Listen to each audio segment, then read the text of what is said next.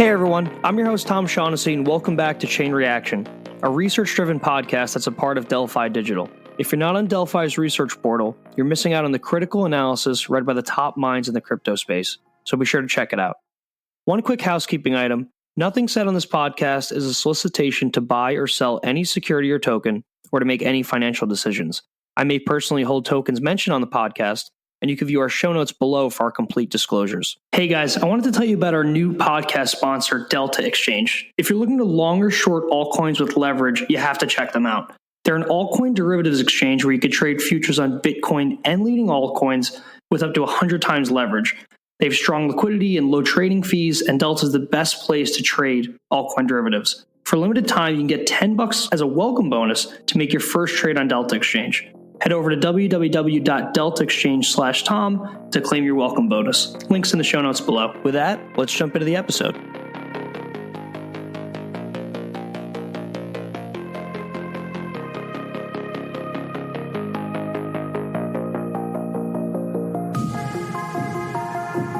Hey everyone, welcome back to the podcast. Today I'm thrilled to have on Spencer Bogart, who's a GP at Blockchain Capital. Spencer, how's it going? Hey, Tom. Thanks for having me.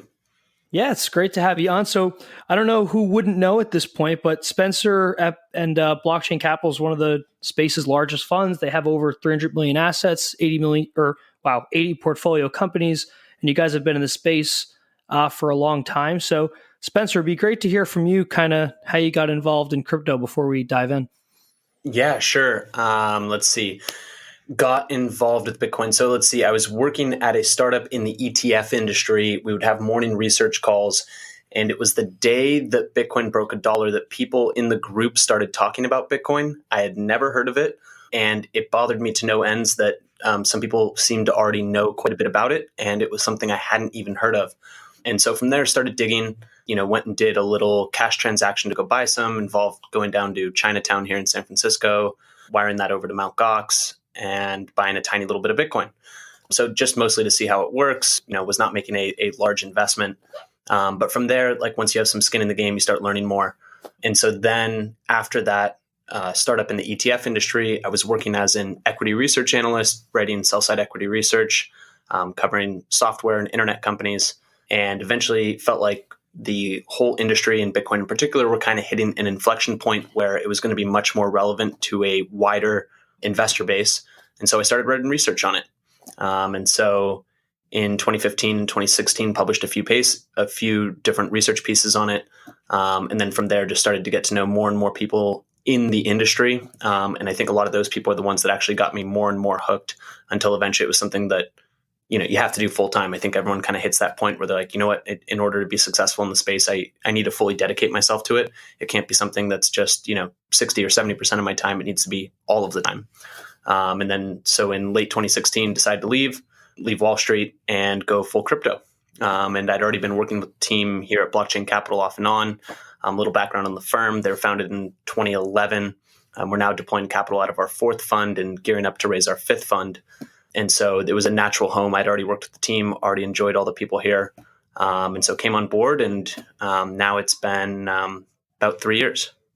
That's incredible. Yeah, I remember I did sell-side research at Oppenheimer for a few years, Right. And I remember reading your reports, and I was like, it was so hard to get research through on a traditional bank. I'm like, if Spencer's doing it, why can't we do it, Yeah, I was very fortunate to have some internal advocates. Like, to be honest, I actually wrote, the first piece that I published was kind of an industry report on what's going on within this blockchain industry, just because I realized there wasn't one out there. And anytime you entered a new industry, was used to looking at that kind of a document to help understand the technology, help understand who are some of the major players. I couldn't find one that existed. So I figured I'd write it just because I like doing this kind of research anyways. And so it was really just for my own kind of education. I figured, hey, you know what, I'll kind of anonymously put it out on Reddit. But in circulating for review just between a couple people inside Needham & Company, the sell-side investment bank that I was working at, a couple people said, hey, you know what, this is actually pretty interesting. And I think it's something you should publish here. So I was very fortunate to have some early internal advocates that encouraged me to publish it with my name on it and publish it through the bank instead of just dropping it anonymously online.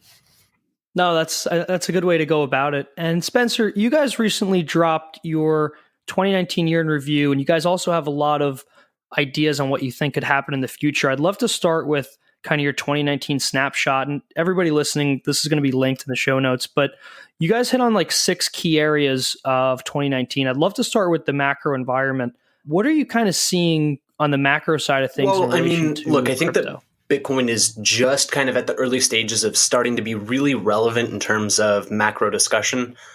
So, a couple of things that we called out in this report, and, for anybody that's going to go ahead and click into that, I definitely recommend it. It's a good way to get a high level overview of kind of things going on in the industry, but with breadth comes a little bit less depth as well. So, we wanted to dive deep on a bunch of different topics, but, as it stands, it was already I think 73-page slide deck. So, decided to cut things a little bit short and really just go for the breadth here. But in terms of the macro environment, a couple of the relevant themes here are certainly global negative yielding debt, because once you're being charged to basically save money, things like Bitcoin start to become a little bit more relevant in terms of the global discussion. In terms of global debt levels, it's also very interesting. Quantitative easing. We have a lot of kind of macroeconomic and kind of central bank related issues that are all kind of tying together. So we discuss a few of those, also just highlight how uncorrelated Bitcoin really is to most of the major asset classes. So, when you look at on slide 8, for anyone that's actually popping that open and kind of reading along, you'll see kind of Bitcoin's correlation just oscillate right around 0, which means it's almost perfectly uncorrelated to most of the major asset classes. There's all that kind of stuff. And then there's also just all this kind of civil unrest going on in the world, which in some ways starts to tie into Bitcoin in terms of financial equality and democracy. That's awesome. So Spencer, I guess on what timeline do you view macro forces being a driver for crypto? Like, do you think that this is something where, come around the next recession, which quite honestly, I think we might be due for, people will say, hey, my government screwed me over, let me allocate to an uncorrelated asset? Or do you think that this is something, much longer term over decades where, crypto connects the world in a new paradigm and we kind of move away from our own individual kind of government control here? That's a great question. I think overall it's a long arc. So I do think it's something that plays out over the span of decades. But I think that we're already somewhere along that arc. It's always difficult to pinpoint exactly where you are. But certainly Bitcoin is already relevant on a macroeconomic scale to some players. It may not be relevant to central banks around the world yet. It may not be entirely relevant to most kind of institutional pension funds, institutional investors of that sort.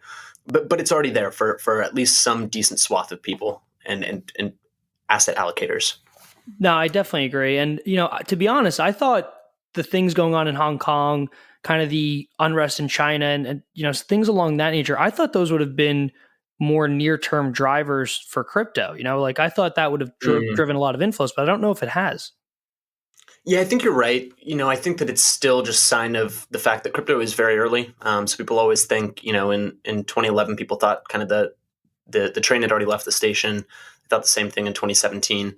And so, I think that really it comes back to the fact that this industry is still very early. I think that all of those kind of events, what's happening in Venezuela, Argentina, Hong Kong, they certainly play into that. And you can see the effect in terms of volume traded on venues like local Bitcoins. But overall, it's still kind of emerging into more kind of a mainstream kind of narrative. The other element here that you touched on, we're kind of due for another recession. These things are always extremely difficult to predict. Despite what some people in the industry would hope, I'm not sure that right away that these assets do particularly well in a recession. There's always, if there's a true liquidity crunch type of recession, like financial crisis type of thing, people need to raise cash. And so they sell whatever is liquid. And so that could be equity. That could definitely be crypto, which is highly liquid. And so I think that crypto would struggle in that kind of environment, but I think it would also recover quicker than some other types of asset classes. So I wouldn't necessarily see it as a huge positive catalyst for us to have another financial crisis or recession. Yeah, no, I agree. I think people would probably, I agree with you. They'd sell their magical internet money to buy food and pay their rent before. 100%. Exactly. So Spencer, you guys covered DeFi in the report too, and that was a major theme for 2019, right? We saw everything from $600 million over that locked in ETH and smart contracts. We saw Maker go through multi-collateral DAIs transition. We saw things like synthetics come about. What are your thoughts kind of overall on the DeFi movement? Do you think that this is like a petri dish of innovation and experimentation, or do you think that this might all just be moving money from one bucket to another and it's kind of, pointless for the end users here? I'm just wondering kind of what side of the stage you're on.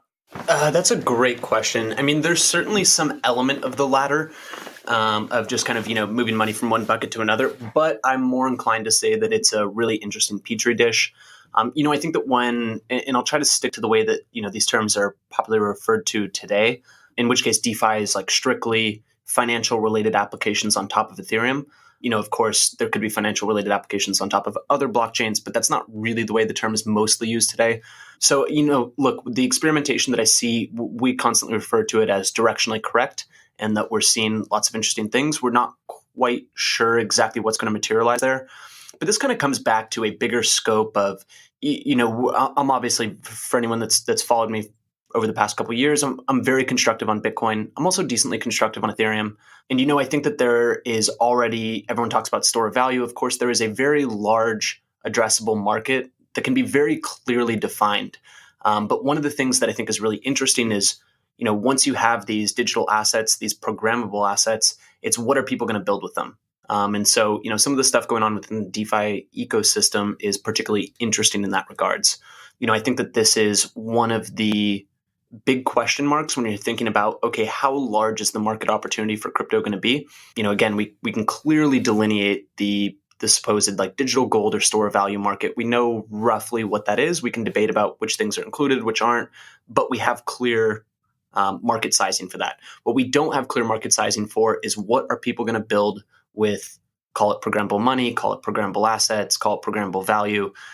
I tend to like programmable money, but people have a very specific sense of what money is, and sometimes crypto doesn't qualify for that. So it's fine, call it programmable assets. But what people are really going to create with that. And I think that, one of the things that we're positioning for is investing in things that people are going to build with those, with programmable assets. But exactly what those are going to be today is really, really hard to tell. It's a really good way to bucket the two. I really appreciate that, caller. And Spencer, when you guys are at Blockchain Capital, when you guys are doing due diligence, I'm sure you see, hundreds of deals, or thousands of deals at this point, right? But when you guys are looking at deals today versus, say, a year or 2 years ago, has anything changed on where you're looking other than the layer ones? Like, are you looking at, like when you talk about DeFi or Web3, are you looking at certain buckets within DeFi and Web3, or are you looking at more layer one investments? We're just trying to get a sense of where you guys are deploying capital and how that's changed. Yeah, absolutely. So, always when I'll give you my view. We try to foster a wide spectrum of views within our investment team. So depending on who from our team you'd have, you might get different perspectives here, and I think that's kind of an important part of being very diligent in our investment process. But for me, let's see, a couple of things. One is that we're not terribly constructive on new layer ones launching. We think that was really a byproduct of the past couple of years, where everyone said, looked at what was happening with Bitcoin, looked at what was happening with Ethereum, and said, okay, well, if that's the 1.0, and maybe let's be generous and call Ethereum a 2.0 implementation, then what else can we build? And if we build something that's technically superior, all of the adoption will follow. But of course, what I think is really happening in the marketplace right now is we're seeing a shakeout in terms of trying to establish standards. And so I think these standards are trying to basically create the foundation for programmable assets. And, standards are almost never set by best tech. And so I think that's the big mistake that particularly industry investors made over the past couple of years, was thinking that, okay, if I invent something that's a little bit more private or a little bit faster or a little bit more expressive, that's going to define the future. But really, standards are really set by adoption, and particularly by breadth of adoption. And so I think that, the big shift that we're paying attention to over the next couple of years is this shift from what we call horizontal competition, which is, hey, let's take what Bitcoin or let's take what Ethereum does and let's try to build something better. And let's compete to be that new foundation. And instead, I think that we're going to see development activity kind of shift towards building on top of the winning standards. So I think today, right now, Bitcoin is far away the market leader. I think Ethereum is also a decent contender in that race. And I think everything else tends to be a pretty steep drop off after that. So, as far as what we're interested in, it's a little bit less about layer ones. We're always watching what's going to happen there, because it's certainly not inevitable. It's not inevitable that Bitcoin and Ethereum are going to win. There could be something that comes from way behind, launches, and is just so superior that all of a sudden all of the developer activity and end user adoption shifts to that chain. After hundreds of those experiments, we haven't really seen that materialize. Taking account for the data that we have up to now, it's hard to be really constructive on that kind of a thesis going forward. But, I think the idea of developer activity shifting to building up the stack of these protocols, so building higher layers on top of Ethereum, building higher layers on top of Bitcoin, I think is really going to deliver the kind of functionality that people actually want and enable more kind of end user applications and really novel services are the things that we're particularly interested in. So things that I can't do in a traditional financial context and that you can only do in kind of the digital realm. Spencer, I literally couldn't agree more on the smart contract wars. I think a majority of them will die, and I think a lot of people are kind of discounting how strong a community is versus tech.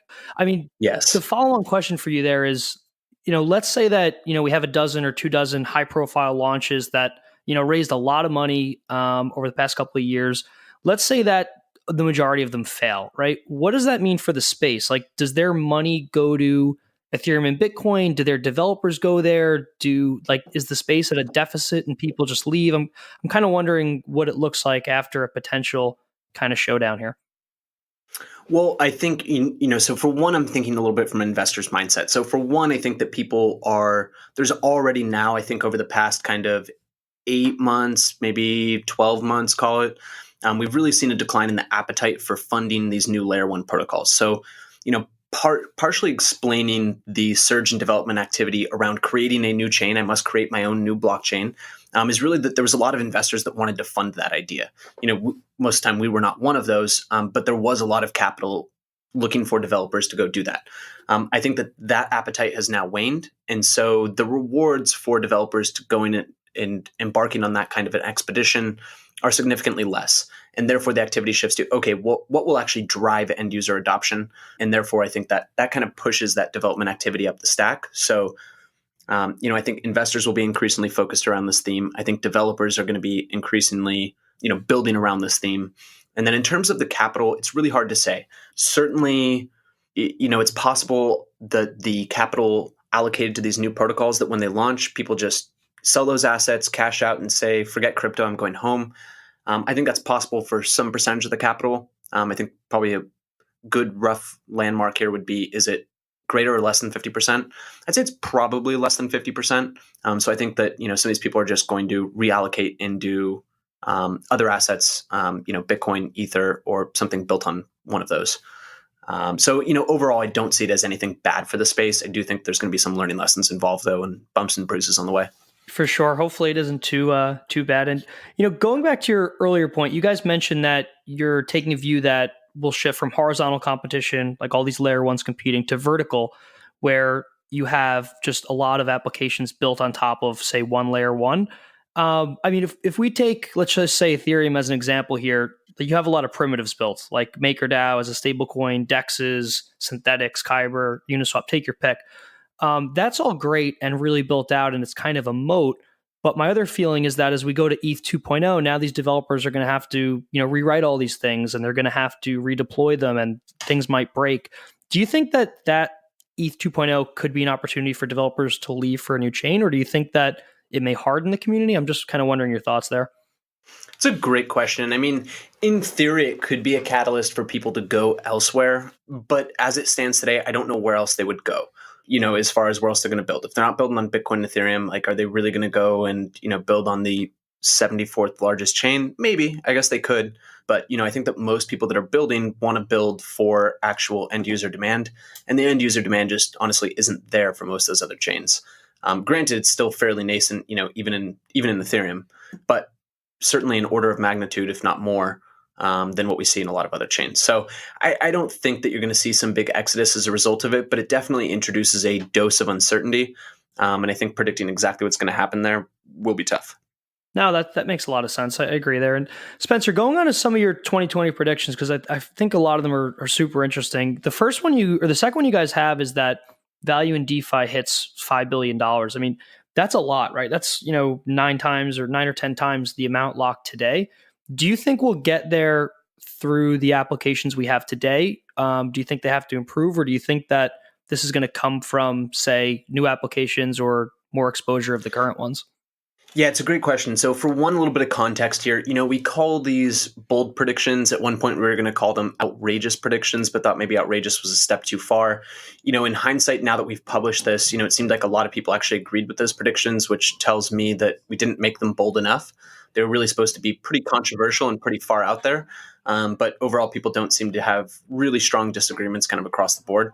As far as ETH hitting 5 billion, keep in mind there's two levers here. One is ETH appreciation, and the other one is more ETH locked up. So you kind of have two shots on goal to hit that, or a combination of the two, which I think, as far as hitting 5 billion, it's most likely to be a combination of the two, where you see more ETH locked up and you probably see some ETH appreciation involved. To what extent is that ETH locked up in the applications we have today versus new ones? Really hard to tell. I think that based on some of the ecosystems that exist today, it could be enough to get there. But there's also new things launching. So, all of that kind of factors into that prediction that there's still room for growth within the existing kind of ecosystems and protocols. There's upward room for price appreciation in ETH, and there's going to be the optionality of new types of DeFi protocols launching as well. So all of that kind of plays in there to get to a kind of $5 billion number. No, that's fair. Definitely agree. I mean, to be honest, I think they're bold, right? I mean, these things aren't easy to hit, right? There's a lot of things here that would, if they're all checked off, would move the space forward pretty significantly. Yeah, 100%. So going back to one of your other ones, one of your bold predictions was demand for Bitcoin transactions drive fees to exceed $100. I mean, that's pretty not aggressive, right? But I mean, that kind of assumes that Bitcoin's price has to go up and usage has to go up. Do you think that this is a good thing? Or do you think that people could come around and say, hey, I'm not going to spend $100 to send a transaction? I'm just kind of wondering how you're thinking directionally about that. Yeah, it's a bit of both. So let's see, a couple of things. One is that in the last bull run that we had in 2017 there were days at a time where Bitcoin transaction fees averaged over $30. So, it's not too far from that kind of $100 number. And then keep in mind with Bitcoin transaction fees that increases are not linear, right? So like once you run out of block space and the blocks are full and demand continues to increase for people wanting to send Bitcoin transactions, the fees start to rise very, very quickly. So I think it's quite easy to hit it, especially if there's major price moves happening quickly, just from larger investors that are trying to move money quickly to and from exchanges to arbitrage. I think quickly fills up a lot of the block space and then quickly sends things to $100. And if you're doing large value transactions, then a $100 transaction fee as a percentage of the transaction is not very high. Now, overall, I see this, high fees as both being a very important part of a successful Bitcoin trajectory and something that's good for the development of the ecosystem as a whole. It's really only because of some of that fee pressure that we started to get innovations on things like Lightning. So the other option to that would have been, hey, let's increase the block size to try to keep transaction fees low. But the reality is that there's unbounded demand for cheap block space, at least during some periods of time. So the point being that as this pressure builds up, it kind of forces that innovation up the stack. And I actually think that you get superior solutions when you build up the stack than trying to make those trade-offs at the base layer. So when we think about something like Lightning, and again, it doesn't have to be Lightning. Again, I think there's going to be lots of solutions that are like this. I think that you get scaling properties that are dramatically superior to trying to do so at the base layer. So overall, I view that as inevitable and good. And will drive kind of more development up the stack, so to speak. Hey guys, I wanted to tell you again about Delta Exchange. It's the go-to exchange for trading altcoins with leverage, and here's why. It has the highest number of altcoin futures available for trading, with several exclusive altcoin trading contracts like Engine, Basic Attention Token, and Ravencoin. It also has the highest leverage in the industry, up to 100 times, and also has the lowest trading fees. You can get 50% of your trading fees paid back to you. The platform is built by a team of Wall Street veterans, and Delta's trading platform is suitable for both novice and professional traders. View the link in the show notes below to get a $10 welcome bonus and visit the site to check out the exchange. Yeah, it definitely could be a driver, right? I mean, the other thing to talk about is that, Bitcoin has spent 10 years solidifying its layer one. Ethereum's been around for a couple of years, half the time, give or take. But now we're getting to the point where we are focused on this vertical competition, right? So the primitives are there to kind of build new things, mix and match, compose them, etc. Do you think that over the next 10 years, we're going to see a lot more creative, financial or app level innovation? Because it appears to me that now that we're able to move up the stack, developers can move a lot more quickly to make things kind of a lot faster. Yeah, 100%. I think definitely you see an acceleration in development velocity as the activity kind of congregates around the same mission instead of, hey, let's all go try to build our own new foundation. And a lot of those things start to build off each other. I mean, you certainly see this with Ethereum today. You talked about them being primitives, building blocks is another one. And, to launch a new application, you can leverage several of the things that have already been built. Now, you also touched on, the fact that Bitcoin has spent the past years kind of solidifying its base layer. I think that's a very good approach. In my personal subjective view, I think that that's probably going to prove the most fruitful approach. But there's also the kind of move fast and break things approach that, has traditionally dominated kind of tech advancements in Silicon Valley. And in that respect, we get to see the Ethereum experiment in the wild as well. And just the fact that we get to take both approaches, I think, is something that's novel and worth calling out.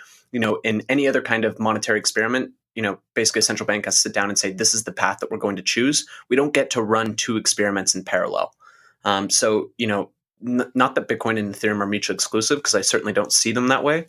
But I think it's wonderful that we get to see both approaches tried out in the wild, and whatever proves more fruitful, or maybe they both prove very, very fruitful, then we get to use them both. No, that makes sense. I like that framing. And just zooming out a bit, Spencer, it seems like crypto is obviously still a small part of the world, right? If you compare it to gold, if you compare it to debt, compare it to equities. And it feels like to me that Facebook's move with Libra, China's, newfound glory for blockchain and all of these macro trends would have driven crypto to be more relevant or, to people that aren't involved in the space on a day-to-day basis. Do you think that we're going slower than you expected, or do you think that we're going faster than you expected? Definitely faster than I expected. There's always oscillations in that, but, when I decided to go full crypto in 2016, I expected this was going to be a very slow grind, and any of us would be lucky to kind of eke out a living if you could. And it would probably be inferior to your career opportunities elsewhere. I think that has since shifted, particularly with 2017.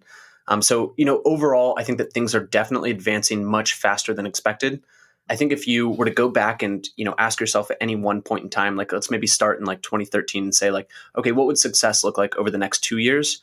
I think that what actually materialized would have greatly exceeded even the wildest of expectations. I think similarly, if you asked yourself in 2016, hey, in 2019, what do things look like? I don't think that even the quite wild predictions would have brought us to where we are today. So I think that overall we're, ahead of schedule, so to speak. But, it's always hard because there are these, massive cycles that we have in crypto. And certainly, I think the people that kind of rushed in 2017, thinking that this is a straight rocket ship to blockchaining everything in the world. And so if that was your mentality and that was your framing kind of coming in, then it's certainly disappointing.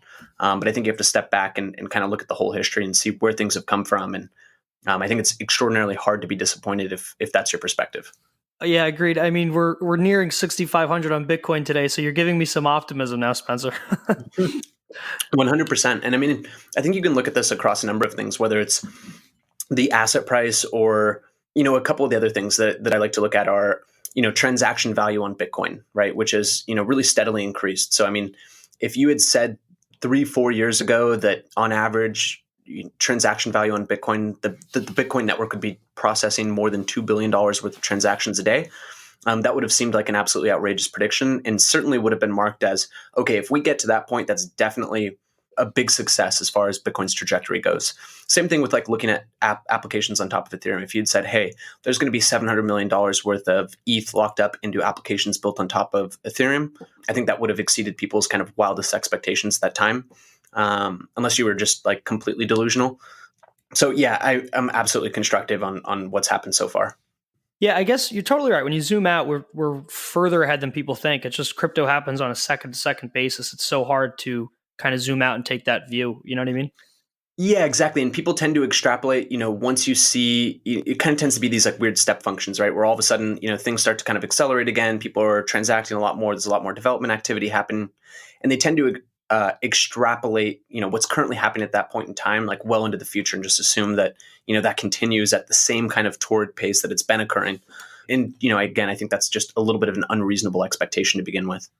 Agreed. And I guess the other question for you there is, we're kind of, I wouldn't say a bear market, but it just seems like sentiment's kind of low right now, at least from a price perspective. But it appears to me like, we're seeing a ton of dev activity kind of across the board.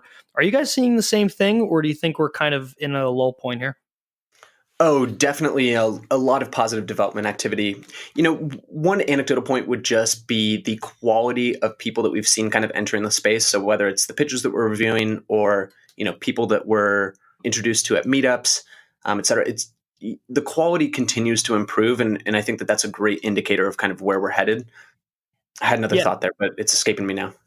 No, I mean, that's perfect. The quality of the people is huge. And, on that tangent, I mean, sitting at your desk every day, I'm wondering when you guys get pitched deals, I'm kind of wondering, for everyone out there that might be building a project or, may try and approach you guys, what are kind of some of your make or break things that, just totally turn you off when you see a pitch or when you see a product? Like, is it a personal thing? Is it a term sheet thing? I'm just wondering, what people should avoid if they're trying to pitch a top VC in the space. That's a great question. And, I think I would have better answers if I sat down and tried to think about it, because there are a lot of things where really quickly I can flip through a deck or listen to the first, couple minutes of a pitch and, very quickly kind of rule something out. Keep in mind that any kind of venture investor that you're going to go and talk to, they just see a lot of opportunities. And so they're looking for reasons, as much as they're looking for reasons to invest in something, they're also looking for reasons not to invest, right? When you're trying to evaluate dozens or hundreds of projects in any given time period, you need ways to filter them. And so, I guess one easy one for me that's come up a few times recently has been people kind of over-representing kind of where they're at, whether that's in terms of partnerships or traction or things like that. There's a very fine line in there between, listen, I'm excited about what I'm building. I want to tell you about it. I'm going to walk a thin line between overextending myself and also, not underselling what I'm doing. And occasionally when I see things that are just, overrepresenting traction, partnerships, investor interest, et cetera, those usually tend to be warning signs, because people that are, really high quality teams building a really high quality product tend to not feel the same need to embellish what they're doing, as do projects that have a little bit more of an inferiority complex associated with them. No, that's fair. I mean, that's hard I guess it's hard for the founder though, right? I mean, like they want to get your interest, but right. On the flip side, they don't want to oversell. Exactly. It is difficult. And I don't know exactly what the right balance is there, but, certainly one of the things that we'll do is try to catch people, not a little bit overextending themselves, but massively overextending themselves. And that usually will give us pause if we do kind of catch them in one of those situations. That particularly happens with digital asset related projects. So, most of our investment activity is actually in traditional equity investments in startups building around these ecosystems, as opposed to buying digital assets themselves. But certainly within people launching a new chain, launching a new coin of some sort, there tends to be a greater degree of overrepresentation of where things really are. Yeah, I was just going to ask you. Oh, sorry. Yeah, I was just going to ask you on that, on tokens versus equity. I mean, is that a new flip for you guys, kind of the focus more solely on equity, or is that something you guys have always done? Always done, yeah. So, we're deploying capital from our fourth fund right now, and most of those positions, if we've made probably 80 investments across the four funds, probably about 70 of them, maybe 65 of them are traditional venture equity investments. So it's always been, the core of our DNA. But we've certainly had to make sure that we're prepared to adapt to situations where the only way to receive economic interest in some new venture is a digital asset. And that does pop up. So, we're always keeping our eyes open there. But Tom, to tie things back to, sorry, I'm actually like jumping around your question here. But you asked before about, kind of where I think things are today. And I realized my second point, which I said I forgot. So my second point was just a little bit of a comment around some of the activity that you kind of see online. So, obviously crypto Twitter is a big thing. There are a lot of insightful people that discuss things there, but also a lot of the most insightful people in the industry might not be super active on there because they're really busy building. So you tend to have an adverse selection problem where you have people that have a lot of extra free time, which may or may not be some of the most knowledgeable people in the industry, which is not to say that there aren't really knowledgeable people participating in crypto Twitter and sharing insights there. That's absolutely happening. But just to be cautious of, what you see online as reflecting what's actually going on within the industry. That there is a lot of building activity going on, and there's a lot of people with positive traction, and they're just the ones that are less likely to, pop online and, try to pick a fight. No, I love that. I was going to ask how much time you spend on crypto Twitter a week, but I'm assuming the number is probably low because you guys get a lot of stuff done. Yeah, there's that. But, I also want to stay on top of the discussion items. I mean, I think it is absolutely one of the fascinating things about our industry that, you really do find a lot of the best discussion occurring across various kind of online forums. I think that is different than most, emerging industries historically. And particularly Twitter is a hotspot for that. So I definitely encourage people to, pay attention to the conversation that's happening there, just to always take it with a grain of salt as well. As for me, I think that, especially recently, it seems like the signal to noise ratio has gone down and that there are a little bit less insightful conversations happening. And I think that's just because some of the people that have the best insights are a little bit heads down right now. But overall, it is still probably the single best place to see live discussion. Yeah, no, you're right. It is fun. You get to see and meet a lot of people, but at some time you just got to turn your phone off, Yeah, exactly. It's a little bit of both. So, always paying attention, but then also not thinking that's entirely reflective of what's actually happening. No, for sure. And Spencer, just to kind of close out with a line of questions on Bitcoin primarily, I'm wondering what your long-term view is. I mean, it's kind of hard to walk the line of, where some people walk the line where they want the space to grow, and there's other people that envision this dystopian future where, Bitcoin takes over and we all organize our entire world around it. I'm wondering kind of where you sit here and what you think the future holds for it. Look, I think that Bitcoin can have a very important part of the future world. Do I expect that everyone is going to orient their lives around it? Certainly not. Do I think that, all of crypto is kind of a zero-sum game and that it's, all Bitcoin or nothing? I don't. And again, I think one of the great things about this is that people can go and try all these new things. And if any of them work, then we all get to benefit. Someone gets to go and take the risk on it. And if they build something terribly useful, great, it's opt-in. Nobody's forcing you to use any of these things. So I think that's a wonderful part of the ecosystem. Again, I just, looking ahead, our big theme is really shifting from horizontal competition to vertical construction, like you and I have discussed here. And so, just really encouraged to see that build out. And I think there's going to be a lot of enabling pieces of infrastructure established over, the next couple of years. And I think a lot of those are actually, either already in place or very, very close. Yeah. And I mean, your point on vertical construction makes it even harder for a new layer one to be successful, right? I mean, because then they have to go build all these things all over again. Exactly. Yeah. And 100%. And Spencer, on that point, I mean, do you envision vertical construction necessary for Bitcoin? Like, obviously, Lightning would be built on top, but it's historically been very hard to build on Bitcoin. Do you think that Bitcoin needs to go into this vertical construction, or do you think that their stack doesn't have to go that high? It's a good question. So, there's different elements of kind of vertical construction. One would be like enabling new use cases for it. So, do I think that Bitcoin needs vertical construction to enable new use cases? No, I don't. I think that it has a very large and clear addressable market today. And I think that the fact that Bitcoin has stayed laser focused on that market is absolutely a good thing. Even staying focused on that market, of course, it does allow you to expand the market slightly by building higher layers that enable different types of functionality. So Lightning being one example of, listen, even if I, like the digital gold concept, occasionally I'd like to be able to send it to people without paying. Let's just assume that transaction fees return to, eventually I think they'll hit a steady state where they're consistently over $10, consistently over $20. So in that world, I think that, something like Lightning Network greatly expands the same exact use case. But there's also the optionality of this vertical construction that I think will probably enable brand new use cases as well. That could be for Bitcoin. It could be for Ethereum. I think we're certainly seeing that with Ethereum.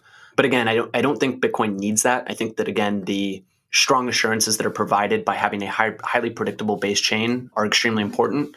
And so it's one of these big question marks that it's really hard to determine how much value will be kind of accrue to the network as a result of this vertical construction. But one of the themes that we're excited to watch play out over the next couple of years. No, for sure. And on that point, like when you guys are looking at applications, say, built on Ethereum, historically, most of them had tokens. And now it seems like most of them are moving away from that. So something like Set Protocol doesn't have its own token, but they need a path to eventually make money, right? Like implement a network fee or something like that. How much do you guys dig into like how these projects will actually make money versus, say, accrue token value, depending on their structure? Like, is that a huge focus for you guys, or is it more of let's just find the best teams, invest in the best projects and protocols built, and eventually, we'll take care of that later? It's definitely an important element of thinking about how will you actually monetize this, or where is value going to accrue. And in large part, there's kind of been a forcing function involved here, in that in the early stages in the funds 1 and fund 2 that we did, there wasn't as much of a theme around this idea of tokens and digital assets that you could actually purchase for them. So it was all, let's make equity investments. Once there was this new influx in opportunities to invest in digital assets, we had to take a closer look and say, do we want to own the equity of this company, or do we want to own a digital asset that's tied to this protocol? And you have to be very, very careful in that evaluation, because you could be in the right place at the right time and make the wrong investment, right? Because you bought equity instead of a token, or you bought a token instead of equity. So our ultimate outcome on those decisions is very fluid. Sometimes we decide that the token is the best thing to own, and sometimes we decide that the equity is the best thing to own. I think the bar to make an equity investment is a little bit lower, only because equity tends to stick with founders a lot better. So if you think about any startup, they usually have to pivot and adjust their target market or product a few times, and equity stays with them the whole thing. In contrast, if a really brilliant team goes and launches a protocol, it turns out to not be quite right and not quite drive the same level of adoption as what you were hoping. Well, you kind of had just a one rifle shot bet on that occurring, because you bought the token for that network.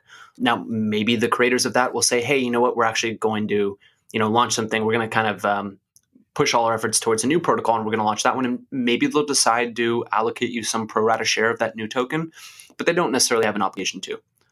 So definitely an important part of doing it. We don't tend to just make investments in a smart team going in the right direction, unless it's a little bit more equity focused.